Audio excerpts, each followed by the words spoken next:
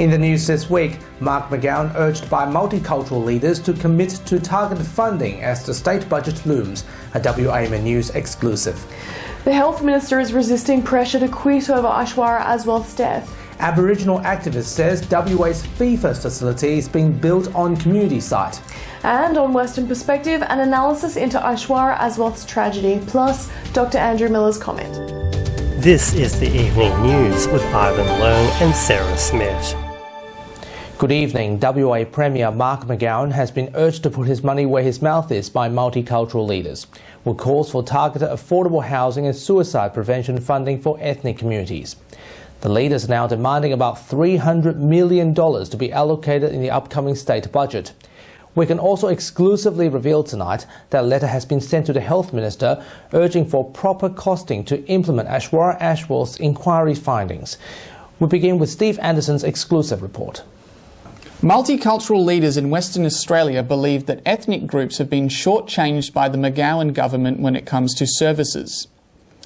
They are calling the Premier Mark McGowan for increases into specific funding to ethnic communities from government departments, housing, suicide prevention and health services as the WA's state budget looms. There's no question that multicultural communities have been shortchanged for services for a long time. Ramdas Sankran, the Executive Director of Multicultural Services Centre, is calling for increased funding to specific mental health services for ethnic groups in WA.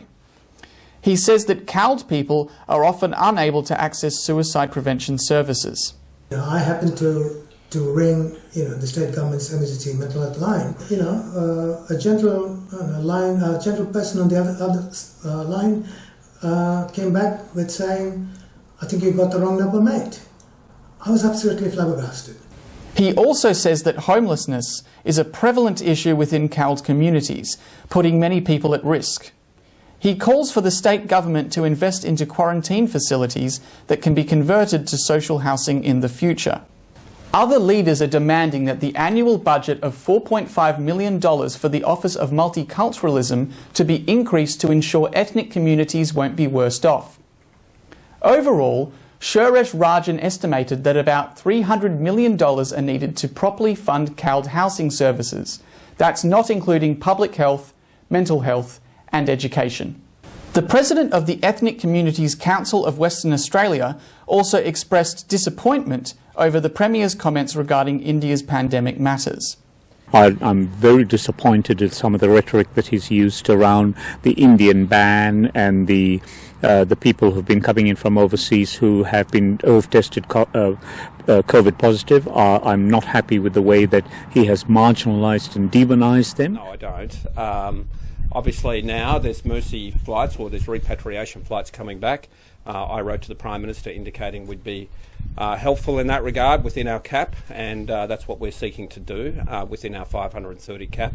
On the issue of Aishwarya Aswath's tragedy, WAMN News can exclusively reveal tonight that Mr Rajan had submitted a letter to both Health Minister and Multicultural Minister urging the government to properly cost and implement the inquiry's findings over her tragedy in the upcoming state budget. It's a move hoping to ensure that what happened to Aishwarya won't happen to other children. These are the things that the inquiry found. Let's sit down and work out what that's going to cost, and let's put that into the budget. So that'll be part of my pre-budget submission. Steve Anderson, WAMN News. The family of a young girl who died at Perth's Children's Hospital has slammed the WA Health Minister's apology, calling it inadequate as they continue to push for an external inquiry. Premier Mark McGowan has resisted calls for Roger Cook to stand down in the aftermath of Aishwarya Aswath's death, but pressure continues to mount against the minister. Nelson Liu reports. Anguished and still looking for answers. Aishwarya Aswath's parents defied she would still be here today if doctors saw her sooner. They had to address our concerns straight away. We would have had our daughter with us right now. After sleepless weeks and without a chance to grieve, they took their concerns about a report into their daughter's death public, claiming it's left more questions into what happened at Perth Children's Hospital on Easter weekend. They say it was medical negligence when their pleas to be seen were ignored, while Aishwarya's health deteriorated from an infection. The report indicated sick leave played a part despite government claims the hospital was fully staffed, while staff failures delayed Aishwarya's treatment. They didn't want to even talk to us, and when we addressed the concern, they didn't even pass on the message to their superiors. We never see any compassion from anyone. The internal investigations report made 11 recommendations to improve the hospital's emergency department.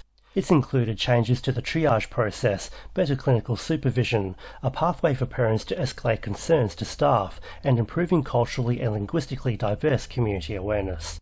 Health Minister Roger Cook has apologised unreservedly. I want to publicly apologise to them on behalf of the government. I'm sorry. But the family is unsatisfied and want an external investigation involving other serious cases along with their daughters to overhaul the system. Just an apology is not good enough.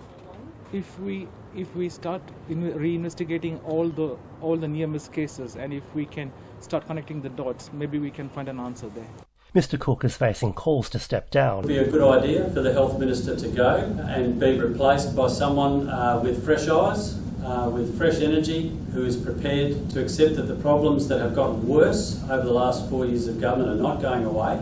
But Premier Mark McGowan says his minister's job is safe.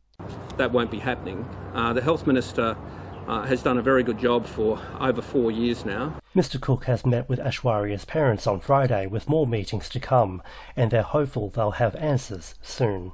Nelson Liu, WAMN News.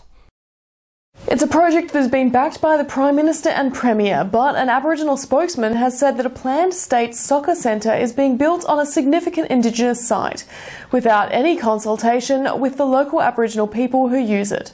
Rex Bellotti says Maniana Park has been used by the Bibbulmun people for many years as a meeting place and for funerals. My elders have been telling me over the years where the licensing centre place is right now, that was our last corroboree site. But now, in the lead-up to the Women's FIFA World Cup, a soccer facility is being built on the site. Rex says that despite the site's significance to his people, they were not consulted about the project. Attempts to get in contact with the department failed.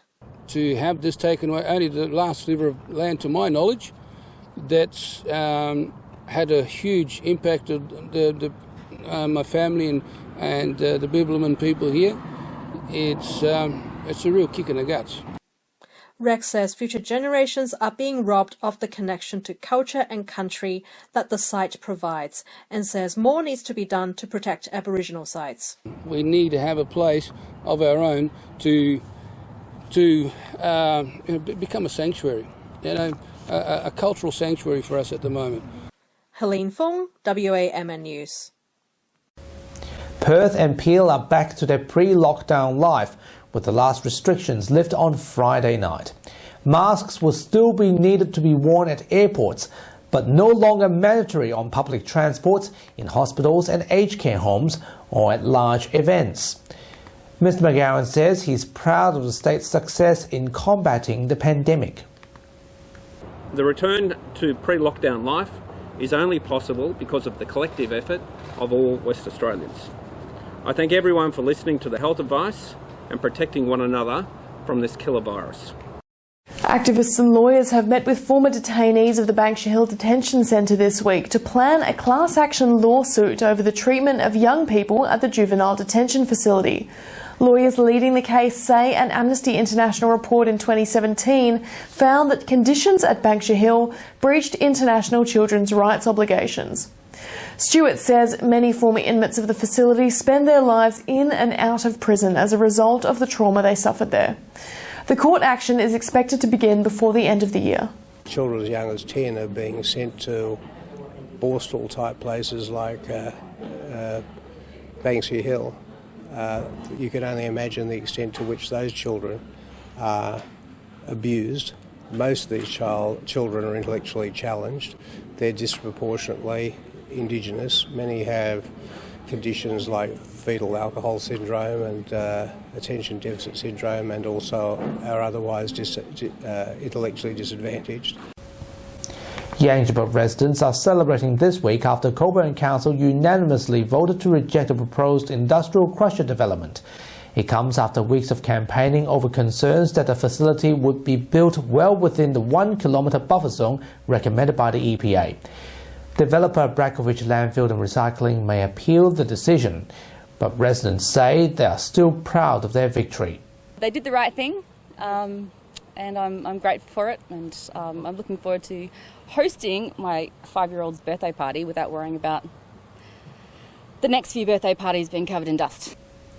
Coburn Mayor Logan Howlett explained the reason of rejection, saying that the council believed that the proposal had not adequately addressed the management of asbestos, dust or noise, and neither did the proposal demonstrate that the modification will be environmentally acceptable for the impacts on human health, flora and fauna.